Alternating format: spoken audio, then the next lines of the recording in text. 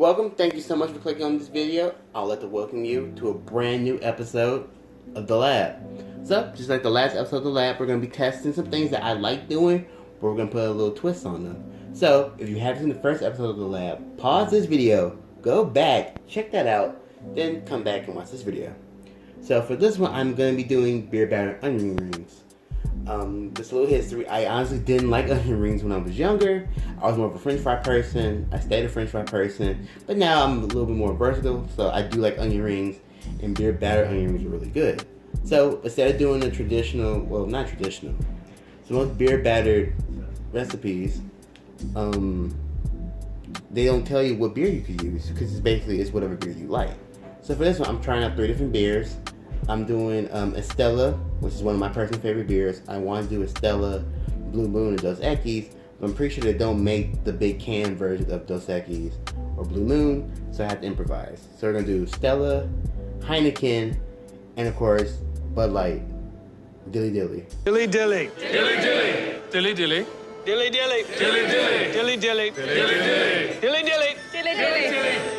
And you can find Bud Light basically at any bar. Bud Light's my default go-to because almost every bar in America has Bud Light. So some places don't, and it shocks me, but they have like a Bud Light alternative. But these are the 3 beers we're gonna be rocking with. So I'm gonna do is just batter the onions, fry them, and then really I want to see which beer tastes the best, if there is a difference. I mean, they're all different beers, so they should give their own different like taste quality, different tastes, different high notes, low notes, things like that. Yep, so what I'm going to do is just batter the onion rings, and we're going to fry them. And we're going to see which one has the best taste.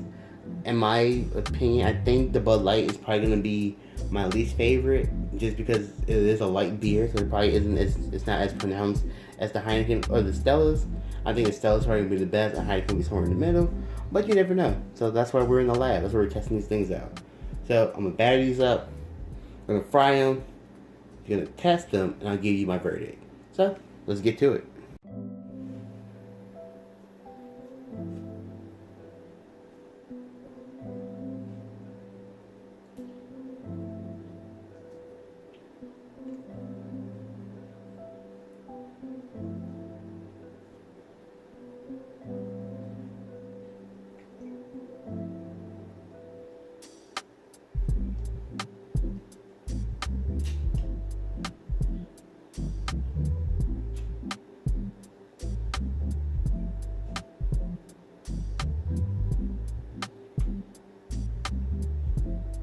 So before I fried the onion rings, I actually forgot I wanted to explain the batter. So the batter is actually 1 cup of AP flour, all-purpose flour. I use black pepper, paprika, and garlic salt. So paprika gives it that color, and a little bit of garlic salt. And then the Estella batter actually has 1.5 cups of beer, which makes it a little bit thinner. So these might actually not fry up the same as the other ones. But again, this is the lab, we're testing out stuff. So the Stella batter, which is the one I'm doing first, will actually have 1.5 cups of beer in the batter. And then the other 2 batters only have 1 cup of beer. So it'll go Stella, Heineken, and Bud Light will be last. Just so you guys have an idea of how I'm frying everything.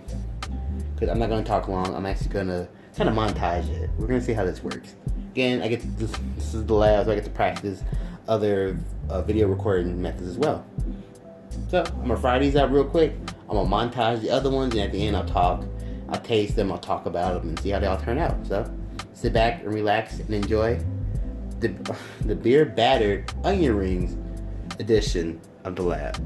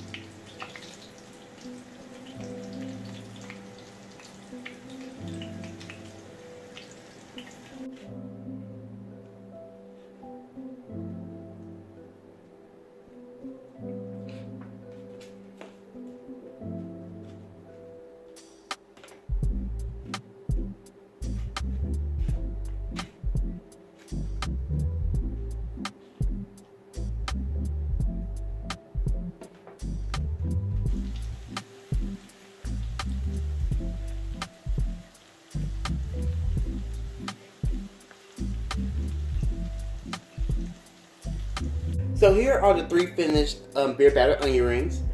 So in my verdict, I tried them all. I like them all. Easy enough.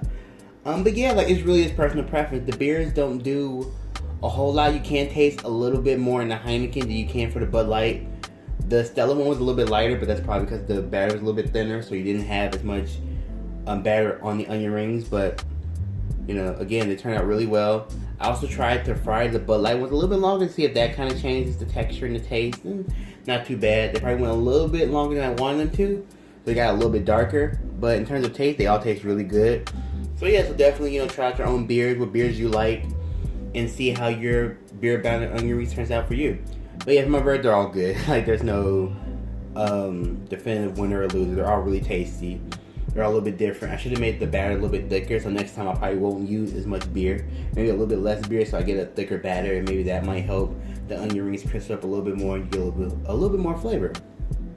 But thank you for checking out this brand new episode, whichever way you're going. This latest episode of The Lab, this brand new episode of The Lab, a new episode of The Lab, whichever version of that you want to hear. Thank you for checking out this video. Like, share, comment, subscribe. Also comment, tell me some of your favorite beers, and honestly, if you're an onion ring fan or not.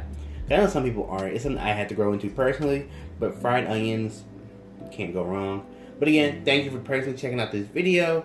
Definitely check out the last episode of The Lab, and also check out the menu, seasons 1 and 2, side dish, and the insight, all my playthroughs, all the other good stuff that's right here on Digital Chef ENT. Thank you so much again. I greatly appreciate it. And if this is your first time checking out the channel, slicing, dicing, gaming, it's not just a motto, it's lifestyle. I'll see you in the next video. Later.